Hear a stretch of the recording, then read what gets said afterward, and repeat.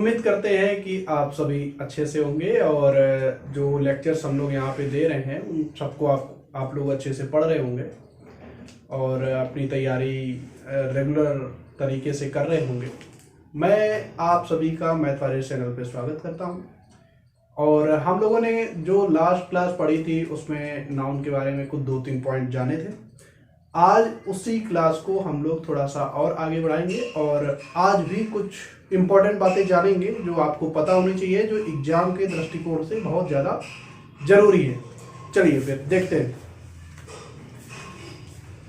यहाँ पे लिखे हैं मैंने 4 वर्ड लिखे हुए हैं। ये 4 नाउन ऐसे हैं जिनके बाद में एस लगता है। आप देख ही पा रहे होंगे कि सबके बाद में एस लगा हुआ है। देखने से ऐसा लगता है कि ये सारे के सारे वर्ड प्लूरल है। एस लगा हुआ है तो यही लगता है कि ये प्लूरल ही होंगे, लेकिन असल में ये सारे के सारे वर्ड सिंगुलर होते हैं। ठीक है। और इनके साथ क्या होता है कि जो हेल्पिंग वर्ब आती है और मेन वर्ब आती है वो भी सिंगुलर होती है। सिर्फ समन्स को छोड़ के उसका केस थोड़ा सा अलग है। वो लास्ट एग्जाम्पल में हम लोग एग्जाम्पल के थ्रू देखेंगे कि क्या होता है उसमें। और इन सब में जो ये एस लगा हुआ है इसको ना तो हटा सकते हैं हम लोग, क्योंकि अगर ये तो कंप्लीट वर्ड है, यहाँ से तो हटेगा नहीं, यहाँ से भी नहीं हट सकता। इनिंग्स ऐसे है, इसमें से आप एस हटा सकते हैं। इसमें कंफ्यूजन हो सकता है, आप एस हटा सकते हैं कि इनिंग कर देंगे। जनरली हम लोग यही सुनते हैं जब क्रिकेट देखते हैं तो कमेंट्री उतना ध्यान से नहीं सुनते, लेकिन बातचीत की भाषा में इनिंग बोलते हैं, इनिंग्स नहीं बोलते हैं। तो यहाँ पे हो सकता है कि अगर एक इनिंग है तो आप एस हटा दो, उसको आपको लगे कि ये तो प्लूरल लिखा हुआ है, इसको हटा देते हैं। 2 इनिंग होंगी तब इनिंग्स होंगी, तो ऐसा नहीं होता। एस किसी से नहीं हटाएंगे, किसी से भी एस नहीं हटेगा, और ना ही एडिशनल एस या एस लगाएंगे इनका प्लूरल बनाने के लिए। जब भी इनका प्लूरल यूज करेंगे तो इनमें एस या एस नहीं लगेगा, ये एज इट इज ही लिखे जाएंगे। उम्मीद करता हूं आपको इतनी बात समझ में आ रही होगी।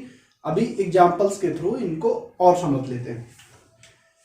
अब देखिए, पहला एग्जाम्पल लिखा हुआ है कि India lost the match against Australia with a inning and 76 runs.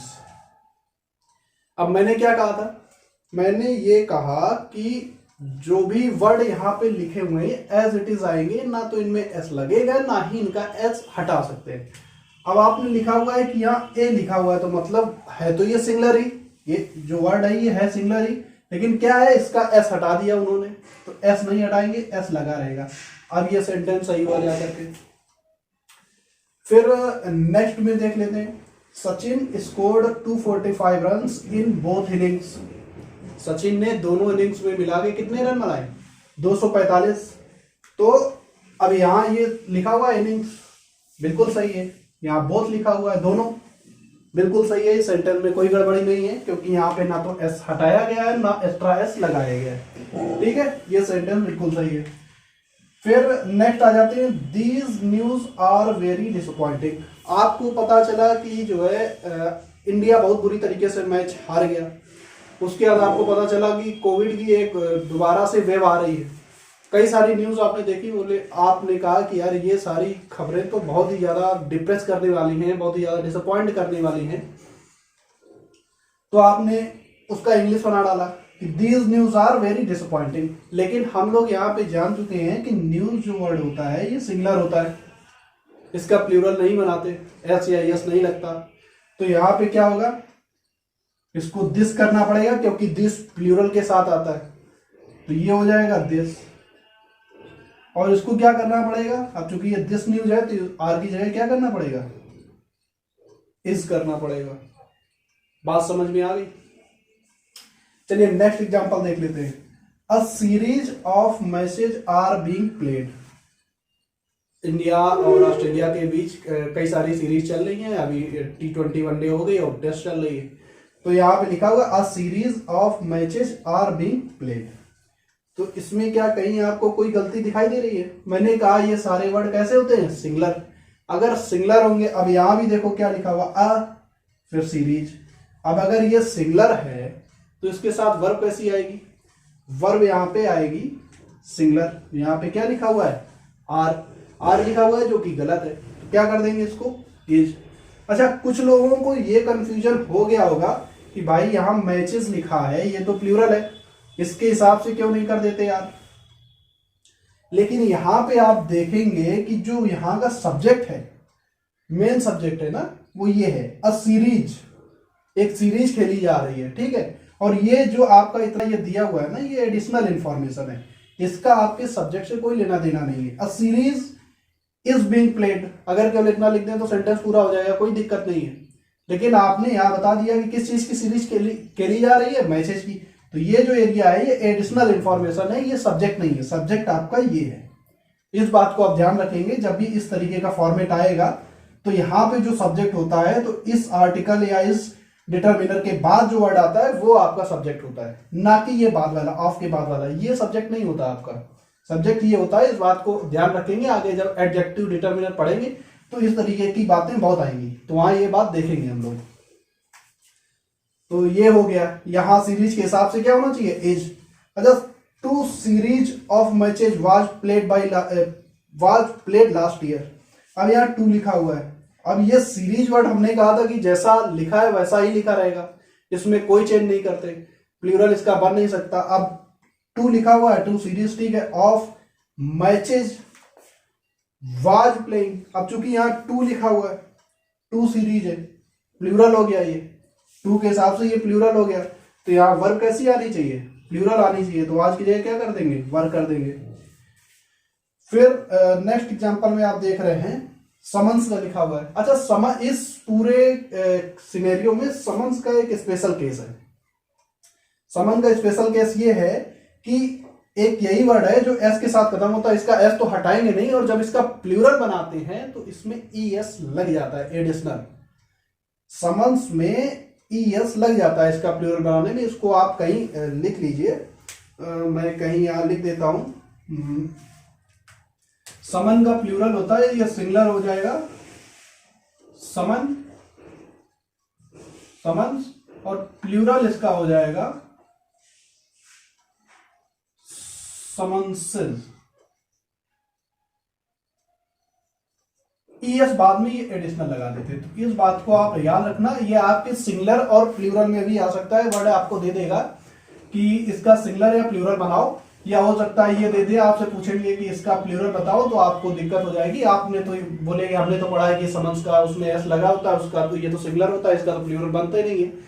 इसमें इस केस में ईएस लगा देते हैं, सिर्फ समन्स ऐसा वर्ड है जिसमें ईएस लगा देते हैं। इस बात को ध्यान रखेंगे, ये बहुत जरूरी बात है, इंपॉर्टेंट बात है। तो अब चलो एग्जांपल देखते हैं। A summons has been served on him, उसको एक समन मिला है। एक समन हिंदी में समन बोलते हैं, समन को मेरे हिसाब से समन ही बोलते हैं, मुझे एग्जैक्ट हिंदी पता नहीं है, समन ही बोलते हैं, इंग्लिश में समन्स बोलते हैं। तो उसको एक कोई बंदा होगा, उसको कोर्ट की तरफ से एक समन आया, a summons has been served on him. तो कोई दिक्कत नहीं है, यहाँ हैज लगा हुआ है, यहाँ ए लगा हुआ है, सेंटेंस सही है, कोई प्रॉब्लम नहीं।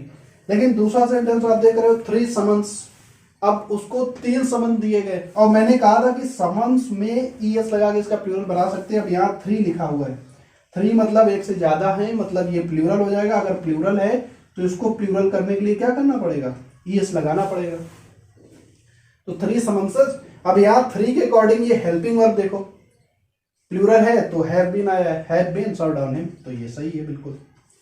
तो उम्मीद करता हूं आपको इतनी बात समझ में आई होगी, और अगर कहीं पे भी कोई कंफ्यूजन है तो जैसा कि मैं हमेशा बोलता हूं, हर क्लास में बोलता हूं, आप कमेंट में जाकर के पूछ सकते हैं कि यहाँ पे ये दिक्कत आ रही है, इसमें ये समस्या है, तो उसको हम लोग नेक्स्ट क्लास में डिस्कस कर लेंगे। चलिए, इसको अगर आप स्क्रीनशॉट लेना चाहें या नोट करना चाहें तो कर लीजिए, और इसके बाद हम लोग आते हैं फिर नेक्स्ट पॉइंट में। हम लोग देखते हैं कुछ नाउन्स ऐसे होते हैं जिनके बाद में एस लगा होता है, और ये प्लूरल होते हैं।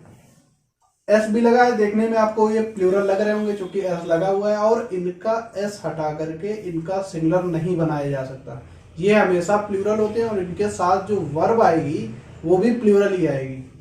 जैसे यहाँ ट्राउजर्स है, आप लोगों को बहुत ज्यादा आदत है इस चीज की, जब आप किसी शॉप पे जाते हो तो बोलते हो एक ट्राउजर दिखा देना भैया, अब वो ट्राउजर लेके आया, लेकिन असल में हम लोग ये गलत बोलते हैं। बोलना ये चाहिए please show me a pair of trousers, है ना। पेयर ऑफ क्यों होता है? क्योंकि आप ये देखते हो ट्राउजर में आपको दो पैर डालने के लिए दो टाइप्स, दो वो बने होते हैं, दो चीजों से मिलके बेसिकली बना होता है। उसी तरीके से जींस का है, सीजर्स जो देखना दो ब्लेड होते हैं उसमें भी। स्पेक्टिकल्स में आप देखते हो दो ग्लासेस लगे होते हैं। तो ऐसी चीजें जो दो चीजों से मिलके बनी होती है वो ऑलरेडी प्लूरल होती है, इसलिए उनके नाम भी उसी तरीके से रखे गए। स्केल्स हो गया, स्पेक्टिकल्स हो गया, सीजर्स हो गया, जीन्स हो गया, ट्राउजर्स हो गया, गॉगल्स हो गया, ग्लासेस हो गया, पिंसर्स हो गया, प्लायर्स हो गया। मतलब जितनी चीजें हैं इस टाइप की जो एक दो चीजों से मिलकर बनी है, तो उनके बाद में एस लगता है। बेसिकली उनके पीछे लॉजिक ये है, और इनके बाद में एस लगता है, और ये प्लूरल होते हैं। ये बात समझ गए होंगे। कुछ वर्ड हैं जो आपको नहीं पता होंगे, जैसे कि क्रेडेंशियल्स हो गया। अब क्रेडेंशियल क्या होता है? आपका जो आपने जो पढ़ा हुआ है, हाई स्कूल, इंटर, ग्रेजुएशन, वो सारा मार्कशीट, वो सारा कुछ क्या है? आपका क्रेडेंशियल्स है।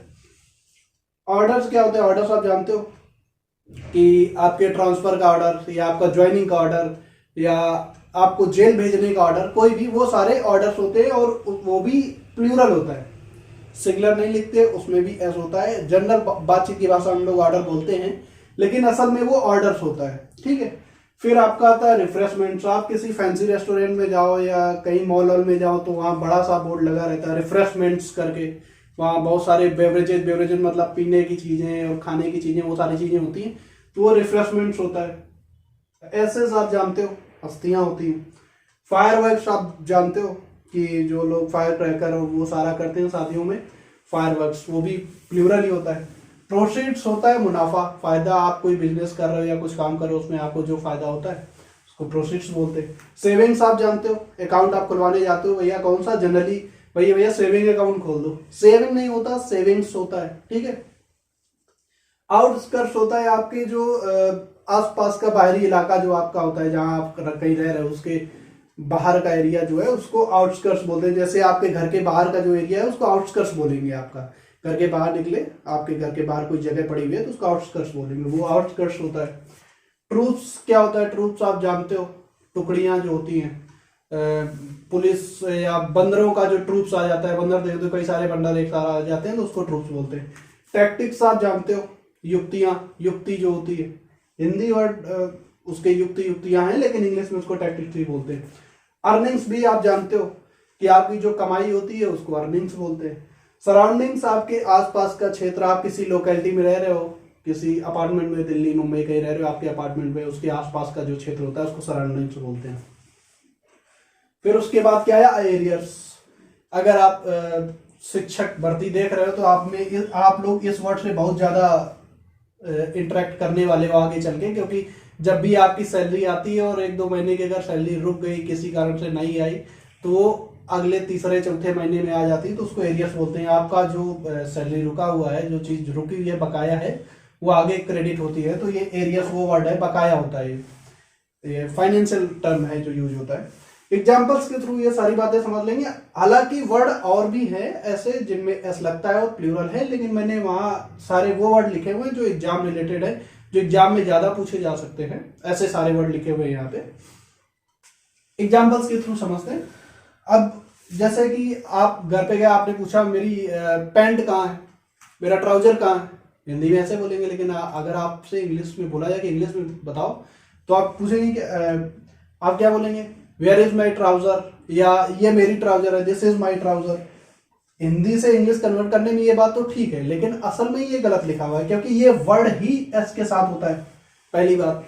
तो अगर ये एस के साथ है तो ये वर्ड ही गलत लिखा होता। अब ट्राउजर्स हो गया, अब ये वर्ड तो सही हो गया, लेकिन सेंटेंस फिर गलत हो गया, क्योंकि ये दिस इज लिखा हुआ है। दिस इज किसके साथ आता है? सिंगुलर के साथ। और मैंने क्या बताया? ये सारे के सारे वर्ड प्लूरल होते हैं, इनके साथ वर्ब भी प्लूरल आती है।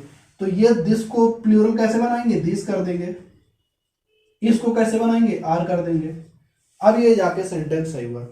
फिर उसी तरीके से नेक्स्ट आते हैं, माई सीजर्स इज वेरी शार्प। अब मैंने बताया सीजर्स क्या है? सिंगुलर है, प्लूरल है। अगर ये प्लूरल है तो उसके साथ वर्ब ये सिंगुलर क्या कर रही है? इसको भी तो प्लूरल होना पड़ेगा, तो ये क्या कर देंगे यहाँ पे? ये आर हो जाएगा इज की जगह। ठीक। फिर उसके बाद next example, your credential is not enough for this job. आपने कहीं अपने डॉक्यूमेंट्स लगाए और जब आप इंटरव्यू देने गए तो वहां उन्होंने देखे आपके डॉक्यूमेंट्स, बोले आप जो है इस जॉब के लिए आपके पास इनफ डॉक्यूमेंट्स क्वालिफिकेशन नहीं है, तो वही आपका क्रेडेंशियल्स होता है। मैंने कहा क्रेडेंशियल्स कैसा होता है, प्लूरल। अगर ये प्लूरल है तो फिर यहाँ पे ये सिंगुलर वर्ब क्या कर रही है, इसको भी आर होना चाहिए, ठीक। फिर उसके बाद आता है order for his transfer has been issued. आप किसी बंदे के मतलब आपके यहाँ पे कोई बीएसए है या बाबू है, बहुत बदमाश है, हर चीज में आपसे रुपए ले रहा है, आपने शिकायत कर दी ऊपर में मतलब सीएम साहब के यहाँ आपने एप्लीकेशन लिख के दे दिया, उन्होंने उस चीज को संज्ञान में लिया और उस बाबू या अधिकारी का ट्रांसफर कर दिया, तो उसके लिए इंग्लिश में क्या बोलेंगे कि order for his transfer has been issued. अब मैंने कहा कि ऑर्डर हमेशा प्लूरल होता है, इसका क्या मतलब हो गया, ये वर्ड यहाँ पे गलत लिखा हुआ है, एस होना चाहिए, ऑर्डर्स हो गया, ठीक है। अब यहाँ ये ऑर्डर्स हो गया, ये हो गया आपका प्लूरल। अगर सब्जेक्ट आपका प्लूरल है तो फिर यहाँ पे हेल्पिंग वर्ब सिंगुलर कैसे, इसको भी तो हैव होना पड़ेगा ना, हैव हो गया। इससे पहले वाले एक एग्जांपल में बता चुके थे कि इस टाइप का जो कोई नाउन क्लॉज लिखा होता है उसमें ये पहला वाला वर्ड यही सब्जेक्ट होता है, बाद में ये एक्स्ट्रा इंफॉर्मेशन होती है, फॉर या ऑफ लगा के जो बाद में लिखा होता है एक्स्ट्रा इंफॉर्मेशन होती है, इसके अकॉर्डिंग नहीं लगाते यहाँ पे। वैसे ट्रांसफर के हिसाब से तो हैज होना चाहिए, अगर आपने यही देखा हैज, ठीक है, लेकिन चूंकि यहाँ सब्जेक्ट क्या है, ऑर्डर्स है, तो उसी के हिसाब से लगेगा, ठीक है। धीरे धीरे एग्जाम्पल्स आप देखेंगे जब इस टाइप के कई, तो ये बातें समझ में आने लग जाएंगी। चलिए नेक्स्ट एग्जांपल देखते हैं। Your arrears was deposited in your bank account. आपका कुछ बकाया था, आप चक्कर लगा रहे थे ऑफिस के कि भैया मेरा बकाया चाहिए, तो फिर आप जब गए आपने अपना अकाउंट चेक नहीं किया, फिर पहुंच गए तो वहां उस बाबू ने बोला भैया आपका बकाया जमा तो करा दिया आपके अकाउंट में, तो फिर उसको कैसे बोलेंगे इंग्लिश में कि योर एरियर्स वाज, नहीं यहाँ वर होना चाहिए क्योंकि एरियर्स यहाँ पे प्लूरल है, इसको वर कर देंगे, ठीक। फिर उसके बाद आते हैं नेक्स्ट, माई सेविंग। अब आपको एक कार खरीदनी है, आपसे किसी ने बोला भैया यार इतना कमा रहे हो कार ले लो एक, तो आपने क्या बोला कि हमारी सेविंग इतनी ज्यादा नहीं है, हम कमा जरूर रहे हैं इतना, लेकिन मेरी सेविंग्स इतनी ज्यादा नहीं है कि मैं कार खरीद सकूं। आपने इंग्लिश में ऐसे बताया, माई savings is not enough to buy a car. अब सेविंग्स मैंने बताया कि यहाँ पे क्या होता है, प्लूरल होता है, तो फिर यहाँ पे आप गलत बता गए, आपको बताना चाहिए था my savings are not enough to buy a car. फिर आप किसी लोकेलिटी में गए किसी के साथ कि चलो भैया एक अपार्टमेंट देखना है रहने के लिए, देख लेते हैं, गए देखा आपने अपार्टमेंट, आपको पसंद आया, लेकिन फिर आपने जब वहां से आसपास का एरिया देखा तो आपको कुछ पसंद नहीं आया, तो आपने उससे क्या कहा कि भैया ये नहीं, चलो दूसरा दिखाओ, इसका जो सराउंडिंग्स है मुझे पसंद नहीं आया। तो इंग्लिश में कैसे बताओगे, the surroundings of this area is not good. तो सराउंडिंग्स चूंकि कैसा है प्लूरल, तो इसको क्या कर देंगे, आर नॉट गुड। तो उम्मीद करता हूं आपको ये बात समझ में आई होगी और आप लोगों ने इस चीज को ध्यान से पढ़ा होगा, समझा होगा। अगर कहीं पे कोई प्रॉब्लम आ रही है तो मैं फिर से बोल रहा हूँ, कमेंट करके बताइए। अदरवाइज नाउन हमारा लगभग समाप्ति की ओर है। नेक्स्ट क्लास में या उसकी नेक्स्ट क्लास में हम लोग इसको खत्म कर लेंगे। ऐसे एक एक दो पॉइंट करके पढ़ते चल रहे हैं, जिससे आपके ऊपर भी बोझ ना हो और मुझे भी बहुत ज़्यादा लंबी क्लास ना लेनी पड़े, तो दोनों के लिए ही सुविधाजनक होगा। और आपने यहाँ तक वीडियो देखा है तो चैनल को सब्सक्राइब जरूर करिए, अगर सब्सक्राइब कर रखा है तो इसको शेयर कीजिए और लाइक कीजिए, हमको थोड़ा सा कॉन्फिडेंस आएगा और उससे आपका भी फायदा होगा। और जितने भी आपके टीटी वाले मित्र हैं, भाई बहन हैं, दोस्त हैं, वो लोग अगर इसकी तैयारी करना चाह रहे हैं तो उनको शेयर कीजिए। या अगर टीटी का कोई बंदा नहीं भी है, जनरल सा इंग्लिश पढ़ना चाहता है, जैसे कि एयरफोर्स वाला ही कोई बंदा है, उसको इंग्लिश पढ़नी है, वो उसका बाकी सब कुछ ठीक है, इंग्लिश में कमजोर है, तो वो भी ये पढ़ सकता है। ऐसा नहीं है कि इंग्लिश पर्टिकुलर टीटी के लिए है। इंग्लिश एक लैंग्वेज है और लैंग्वेज चाहे आप टीटी के लिए पढ़ो, चाहे आप एयरफोर्स के लिए पढ़ो, चाहे आप एसएससी के लिए पढ़ो, किसी भी चीज के लिए आप अगर लैंग्वेज पढ़ते हो तो वो सारी की सारी लैंग्वेज एक ही होती है, कुछ नहीं बदलता। ये सारी बातें एसएससी में भी पढ़ाई जाएंगी, बस ये है कि कुछ पॉइंट्स और एक्स्ट्रा बता दिए जाते हैं, कुछ कॉन्सेप्ट बता दिए जाते हैं एक्स्ट्रा जो एसएससी में पूछे जाते हैं या बैंक में पूछे जाते हैं, बस इतना सा अंतर है। बाकी लैंग्वेज सब जगह एक जैसी रहती है। ग्रामर अगर ये यहाँ पे मैं आपको पढ़ा रहा हूँ तो यही ग्रामर एसएससी वालों को भी पढ़ाई जाएगी, यही ग्रामर बैंक वालों को भी पढ़ाई जाएगी।